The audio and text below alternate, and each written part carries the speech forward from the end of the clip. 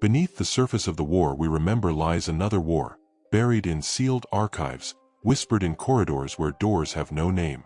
It's the war of vanished trains, erased photographs, and voices cut short mid-sentence. The kind that doesn't end with treaties, because it was never meant to be known.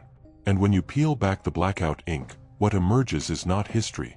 It's a pulse, still beating, in the dark. On the night of April 27, 1945, as Soviet artillery drew within 20 kilometers of Berlin, a heavily guarded train departed from an auxiliary siding near the Anhalter Bahnhof. The manifest, filed under Reichsbahn Konvoi number 12-451B, listed only machine components, confidential, as its cargo. Yet witnesses along the Sudeten rail corridor would later recall the convoy as unusual. 21 armored flatcars, each loaded with welded steel crates, accompanied by a detachment of Waffen-SS engineers under the command of Obersturmbannführer Karl-Heinz Stühler.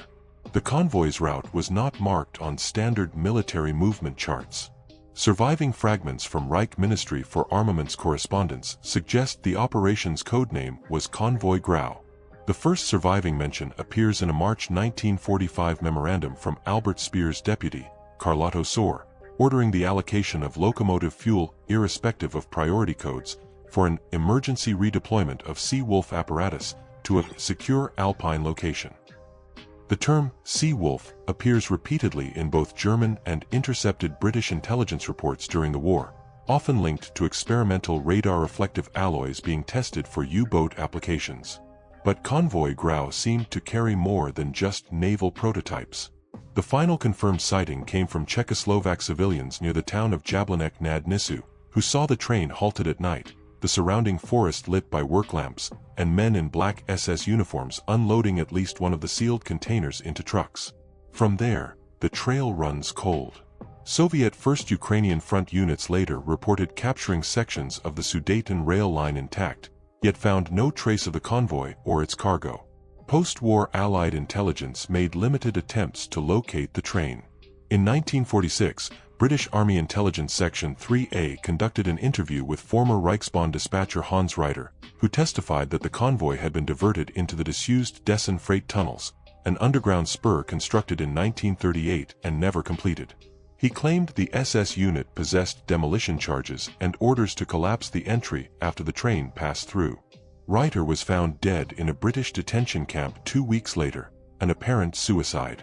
In 1951, the British War Office compiled a restricted report labeled Technical Artifact Recovery, Konvoi Grau/Seawolf. The report, partially declassified in 2003, includes a single grainy photograph, possibly taken by reconnaissance aircraft, showing a line of freight cars partially covered with tarpaulin in a forest clearing.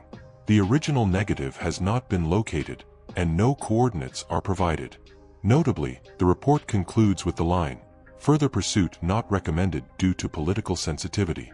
The political sensitivity appears tied to an obscure 1948 Anglo-Czechoslovak intelligence exchange agreement, during which British SIS officers handed over certain wartime intelligence materials to Prague in exchange for atomic research files smuggled out of the Soviet Union. Among these materials was a sealed envelope marked KG/X-17, which no archivist has since acknowledged receiving. The X-17 designation matches markings reportedly stenciled onto Konvoi Grau's containers, as described by multiple witnesses. The CIA briefly reopened the file in 1965 under its Office of Scientific Intelligence, prompted by rumors that Czechoslovak state security had unearthed the convoy during tunnel excavations near Dessen. A field report dated September 14, 1965 notes unconfirmed third-hand accounts of metallic plates with anomalous magnetic properties recovered from the site, but the report's final page is missing. The file was closed without further comment, its existence denied in subsequent FOIA requests. Efforts by independent researchers have been frustrated by a consistent pattern. Witnesses die before interviews, documents vanish from regional archives, and excavation permits near suspected tunnel sites are denied on environmental grounds. A 1989 Czech railway historian, Dr. Miroslav Sebesta, spent 5 years tracking the convoy's route using wartime freight logs. His research suggested the train may have reached a secondary tunnel complex near Liberec, originally part of the Reese underground construction program. In February 1990, Sebesta's apartment was burgled, his files stolen, and his hard drive destroyed. He died of a sudden heart attack 3 weeks later. While speculation about Konvoi Grau ranges from nuclear prototypes to advanced metallurgy, one thread remains constant: the operation's abrupt disappearance and the post-war reluctance of all involved governments to pursue it publicly. The only surviving SS personnel records for Obersturmbannführer Stuhler place him in U.S. custody at the Dachau internment facility in June 1945. By July, his name no longer appears in prisoner rosters. No transfer orders or execution records exist. His file is marked simply, status, exempt. The last official British reference to Konvoi Grau appears in a 1974 Ministry of Defence internal inventory audit, under a section titled, Pending Release Dates. The line item reads, Projekt Seawolf/KG, classified until January 1, 2087, by Prime Minister's directive. No explanation is provided. What, if anything, lies sealed in those Sudeten tunnels remains unknown. Yet for the researchers who have brushed against the edges of the case, one fact overshadows all others. The level of deliberate erasure suggests not merely lost cargo, but something whose recovery, or exposure, might have reshaped the early Cold War entirely. At dawn on June 12, 1948, the Baltic Sea was calm enough for salvage crews of the Soviet Ministry of the Merchant Marine to resume work on a wreck reported 2 weeks earlier by trawlers off the coast of Bornholm. The object, first thought to be a cargo barge, was soon identified by its distinctive 4-engine configuration as a Junkers Ju-290, a long-range transport aircraft rarely seen outside its intended Atlantic reconnaissance missions. The fuselage was scorched in places, riddled with 20mm cannon impacts, and partially submerged in 40 meters of water. The Soviet crew aboard the salvage vessel Pioner Baltiki worked under the direction of Captain 2nd Rank Yuri Babanin, a former Baltic Fleet diver. According to the ship's surviving logbook, recovered decades later from a private collection in Riga, the forward cargo section of the Ju-290 had been secured with external welding beads, highly irregular for any transport aircraft. Babanin's divers used cutting torches to breach the plates. What they found inside was unlike any standard Luftwaffe equipment. One container, a cylindrical casing of scorched steel, bore the partially intact emblem of the Imperial Japanese Navy alongside the Reichsadler of the Third Reich. Stenciled characters, half German, half Japanese, ran across its side. Nearby lay an array of vacuum tube processors, each mounted on shock-absorbing frames, with wiring looms still secured in paraffin wax. The internal wiring was of a type Soviet engineers had never documented. Lieutenant Anatoly Sverchkov, a radio specialist on board, later told his son that the tubes were arranged not like any radio, but more like the calculating units of a giant adding machine. Before further inspection could be made, a coded radio message arrived from Leningrad Naval Headquarters: *secure cargo immediately. All personnel under NKVD command. By mid-afternoon, the Pioner Baltiki was joined by the patrol vessel SKR-71, carrying an NKVD detachment led by Colonel Leonid Dorofiv. Crew members were ordered to surrender all photographs, notes, and personal effects taken during the salvage. Divers were isolated in the aft compartment under guard. Officially, the salvage operation was recorded as the recovery of miscellaneous aviation scrap for smelting. In truth, the Ju-290's remains were towed under armed escort to a restricted naval yard at Kronstadt, where they disappeared from accessible records. The next public mention of the wreck would not occur for another 41 years. Post-war German archives shed faint light on the possible nature of the find. In February 1945, Luftwaffe technical staff at Rechlin had logged a series of test flights under the designation Projekt Kirschkern, the cherry pit. The project was listed as a joint endeavor between the Kriegsmarine's Fernmeldetechnisches AMT and the Japanese Naval Technical Department in Kure.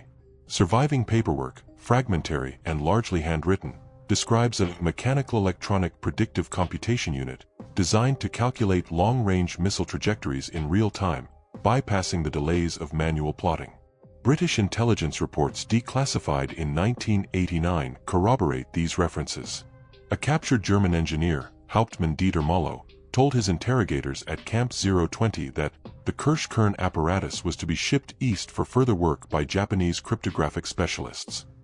Mollo speculated that the device could eventually control automated launch corrections for experimental U-boats carrying V-1 or V-2 type payloads. Why such a device would end up on a Ju-290 over the Baltic months after Germany's surrender is unclear. One hypothesis, circulated in restricted Soviet naval intelligence circles during the late 1950s, is that a surviving faction of German technical personnel attempted to smuggle the prototype to neutral Sweden for sale to either Western allies or private buyers. The choice of Japanese co-markings suggests the involvement of Imperial Japanese Navy officers stranded in Europe after the collapse of Germany. Defectors from Soviet intelligence later claimed the device was examined at Laboratory 12 of the Kurchatov Institute, where its architecture reportedly astonished engineers accustomed to the rudimentary state of Soviet computing. The design allegedly incorporated parallel processing concepts not seen in public Western or Soviet machines until the 1960s. The fate of the original hardware is unknown. No physical remnants have surfaced in any museum or archive. The silence surrounding Projekt Kirschkern was so complete that even Soviet naval records omit mention of the Pioner Baltiki's voyage during the crucial days of June 1948. Its official maintenance log shows the vessel in dock at Tallinn, despite multiple crewmen later producing pay stubs for active duty sea service in that exact period.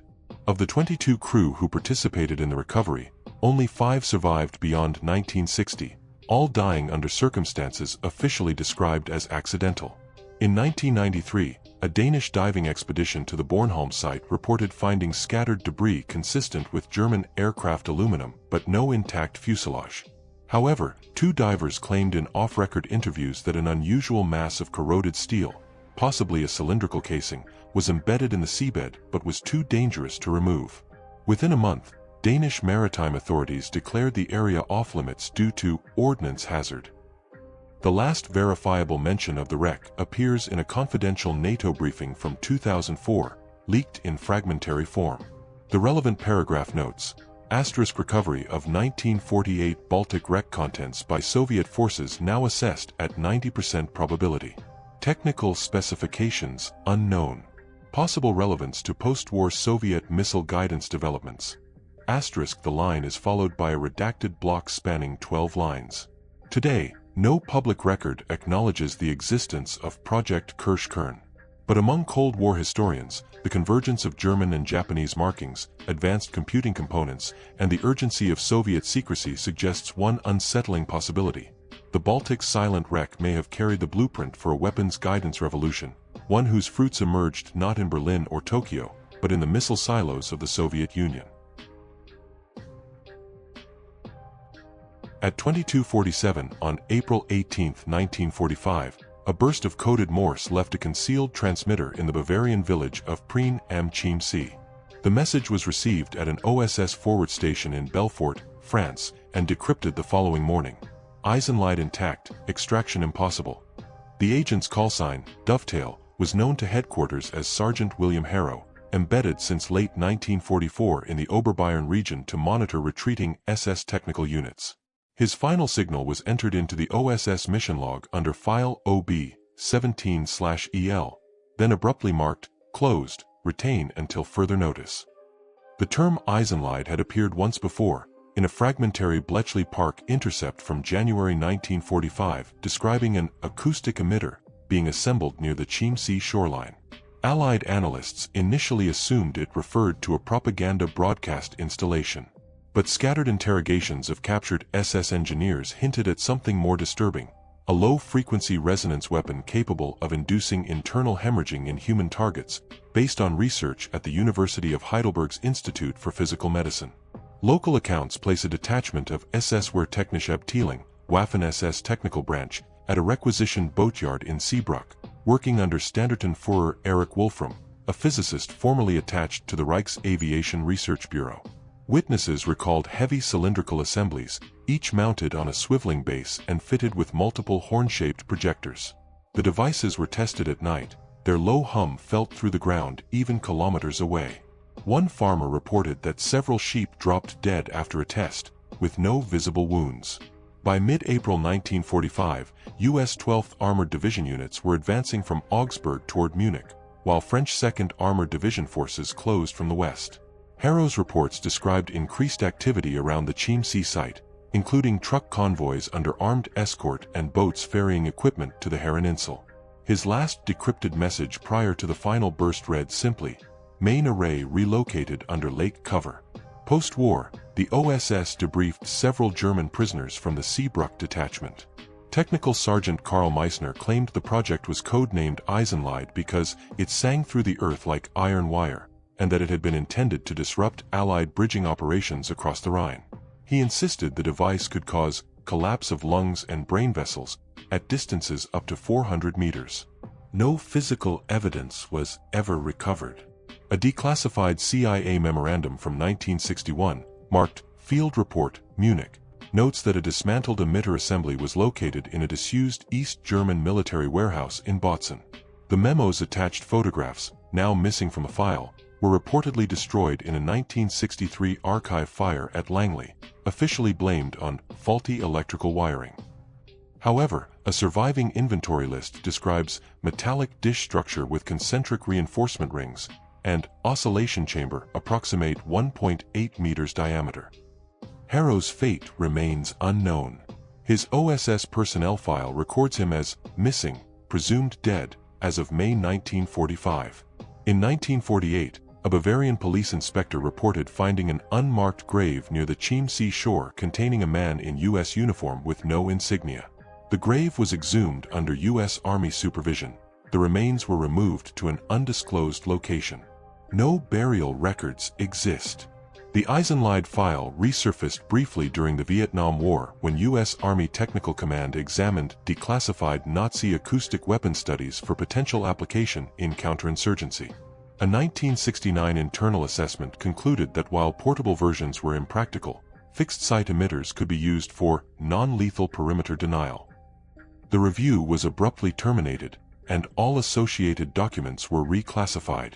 Civilian divers exploring the Chiemsee in the 1980s reported encountering sections of heavy steel framework half buried in sediment near the lake's northeastern shore.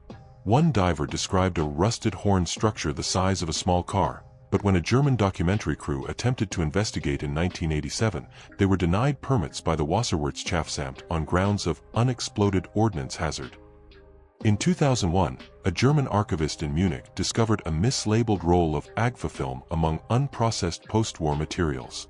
The film contained 6 blurred photographs of a lakeside installation, timber scaffolding, large dish-like objects, and cables running into the water. The reverse of one print bore the handwritten notation, EL, Chiemsee Array, April 45. Within weeks of the find being reported in a local newspaper, the images were seized by the Bundesarchiv, citing sensitive content. The surviving fragments of testimony, combined with the official record's conspicuous silences, have led some researchers to suspect that Eisenlied was more than a battlefield curiosity. Its potential as a psychological weapon, inducing panic and disorientation through sub-audible vibration, would have appealed to post-war intelligence agencies. Whether such technology was quietly adopted or permanently buried is unclear. What remains certain is that Sergeant Harrow's last transmission marked the disappearance of both the device and nearly all trace of those who built it. The official U.S. Army Europe Archives list file OB 17/EL as sealed until 2055. No reason for the date has been given. On April 30, 1945, as Dachau concentration camp fell to the 42nd Infantry Division, a detachment of U.S. Army Counterintelligence Corps, CIC, quietly peeled away from the main column. Acting on orders from CIC Region 4 headquarters in Paris, Captain Robert K. Greeley led 8 men along a rail spur branching east toward a fenced siding. The siding terminated at a concrete abutment partly obscured by freight cars. Behind it, concealed beneath false timbering, lay the entrance to a narrow staircase descending into the ground. The first chamber was a stripped-out workshop, its walls bearing scorch marks from hastily burned paperwork. Beyond it, a steel blast door, forced open with shaped charges, led into a low, cold corridor. The floor was wet with condensation. Several large cylindrical tanks lined the walls, each fitted with glass portholes and immersed in a silvery liquid that reflected the soldiers' flashlights with an unnatural brightness. One tank still held its contents, human tissue samples suspended in the metallic fluid, tagged with typed labels in German indicating blood group, body mass, and exposure duration. Among the items recovered was a leather-bound logbook titled Versuchsfeld Frostveil, Test Field Frostveil. The entries, written by SS Sturmbannführer Dr. Otto Hohnfeld, detailed experiments in cryogenic suspension for submarine crews assigned to extended patrols under Arctic ice. The metallic fluid, identified in Hohnfeld's notes as Quecksilberlösung 4, mercury solution 4, was a proprietary alloy of mercury and other undisclosed substances intended to induce rapid hypothermia while preventing ice crystal formation in living tissue. The CIC's after-action report, now heavily redacted, recorded that the facility contained subject remnants, suggesting human trials had been conducted. None of the surviving photographs, listed in the inventory as 4X photographic plates, tank contents, remain in the public file. Witness statements from 3 of Greely's men, taken in May 1945, were classified as non-releasable under War Department Order 57A. 2 of those witnesses later served in Korea. One died in a 1951 training accident, the other in 1954 under unexplained circumstances. By July 1945, all physical materials from the site had been shipped under guard to Camp King, Oberursel, a former Luftwaffe interrogation center repurposed by U.S. intelligence. From there, the Frostveil file disappears from U.S. Army records, re-emerging only in a 1953 memorandum to the newly formed Defense Technical Information Center. The memo, marked secret, notes that Project Frostveil physiological data may have aerospace survival relevance. The Dachau sub-laboratory itself was erased from maps. The tunnel entrance was filled with concrete and paved over during reconstruction of the rail yard. In 1956, the site was converted into a freight depot, with no plaque or marker acknowledging its wartime use. Bavarian cadastral records from the era show a gap in land registry filings for the precise parcel where the entrance once stood. In 1972, a West German parliamentary inquiry into human experimentation under the Third Reich briefly touched on Frostveil when a retired Bundeswehr officer submitted an affidavit claiming to have seen a preserved tank at a U.S. base in Landstuhl in 1958. His testimony was deemed not credible, and no further action was taken. Around the same time, a declassified CIA budget report included a line item for cryogenic survival research, foreign origin data, with the origin code matching that used for post-war Nazi scientific transfers. The most disturbing post-war link came in 1984, when a Norwegian salvage team working a sunken U-boat off Jan Mayen Island discovered a sealed compartment containing medical crates marked with the Frostveil codename. Inside were vacuum flasks of silvery fluid and handwritten notes describing emergency immersion procedures for incapacitated crew. The crates were handed to Norwegian military authorities, who declined to release their contents or analysis results. A handful of private researchers have attempted to piece together the Frostveil chain of custody, focusing on U.S. military aerospace medicine programs in the 1960s. Project engineers from the era have anonymously hinted that cold shock suspension trials were quietly informed by captured European work, but no one has confirmed a direct link. The one surviving copy of Dr. Hohnfeld's logbook, believed to be in U.S. custody, remains sealed. Today, the only tangible trace of Operation Frostveil in Germany lies in a mislabeled photograph housed in the Munich Stadtarchiv, an image of a freight siding in 1946, the concrete of the platform patched with a different color and texture. A faint, chalked symbol on the wall, a stylized snowflake inside a black circle, matches a logo sketched in the first page of Hohnfeld's log.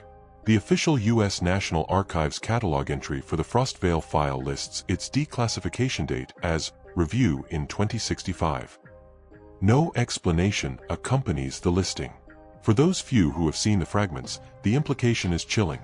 What began as a desperate wartime experiment may have survived far beyond Dachau's liberation, its applications quietly adapted for Cold War contingencies. In late autumn 1964, RAF armorers conducting routine maintenance at Bentwaters stumbled upon a crate hidden deep within a disused ammunition bunker. The bunker, sealed since the early 1950s, had been earmarked for demolition, but when a wall panel collapsed during inspection, a narrow service passage was revealed. Inside lay a single wooden crate, its stenciling faded but legible, Waffenamt, Unternehmen Rauchvogel. Beneath a layer of oilcloth, armorers found brittle Wehrmacht field logs, their ink browned with age, alongside a Ministry of Defense briefing folder stamped in red. Eyes only, crown shield. The German logs described an aborted 1943 mission to deploy a chemical aerosol over London. The substance, referred to only as Nebelstoff Z, was intended to simulate natural fog while disrupting Allied radio frequencies across the HF spectrum. The operation's launch point had been an airstrip in occupied France, with modified Heinkel He-111s carrying cylindrical dispersal pods. According to the entries, the mission was scrubbed at the last minute due to weather conditions and the loss of one prototype pod during testing over the channel. The surviving pods were returned to a depot in Lille, where they vanished from German records. The British folder suggested a different outcome. An undated MI6 internal memorandum within the Crown Shield file stated that one Nebelstoff Z canister had been captured intact in early 1944 by agents of the Special Operations Executive during a raid on a rail convoy in Belgium. The canister was transported to Porton Down for analysis.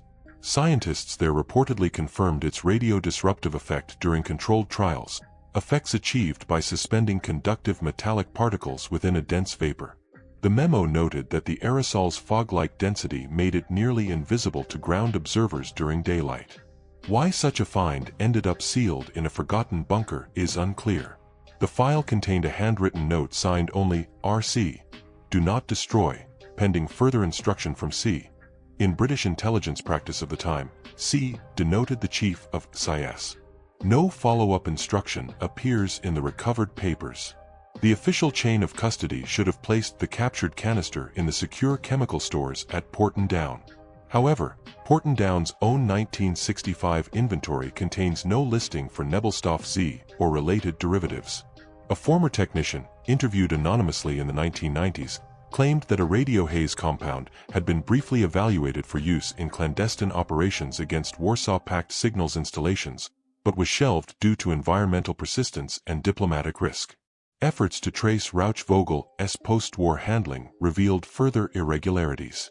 A 1951 Ministry of Defense ledger, declassified in 2008, lists an item number 7426, special aerosol generator, transferred from Porton Down to RAF Bentwaters for storage under existing NATO arrangements.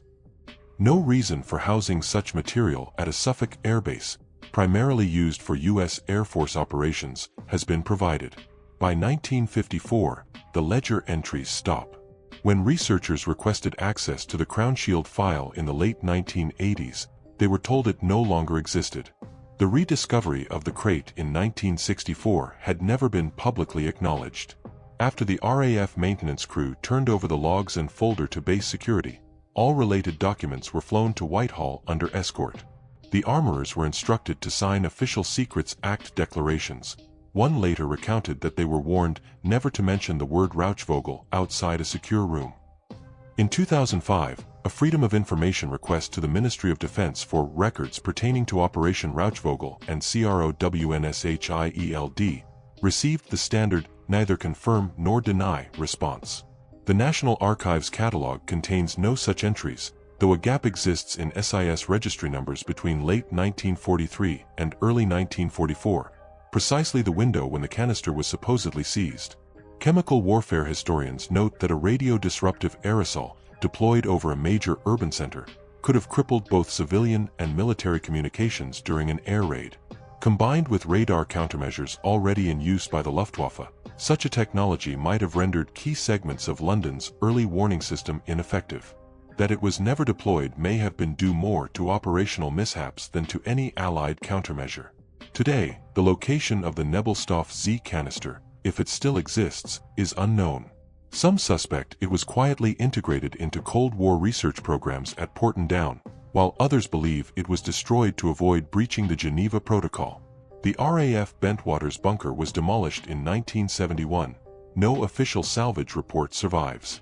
The only physical remnant of Rauchvogel is a single, declassified photograph of a He-111 fitted with an unusual underwing pod, housed in the Imperial War Museum's photo archive under an unrelated caption. The final page of the Crownshield folder contained one line in pencil: "Hold until assets required."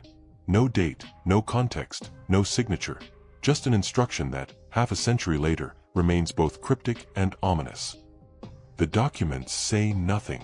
The photographs are gone, but the shadows remain, etched into the earth, moving just beyond the reach of daylight. Somewhere, behind locked vaults and rusted doors, the pieces still exist, waiting for a moment they were built for but never used. And when they are found, the question will not be who made them, but who kept them and why they never let them die.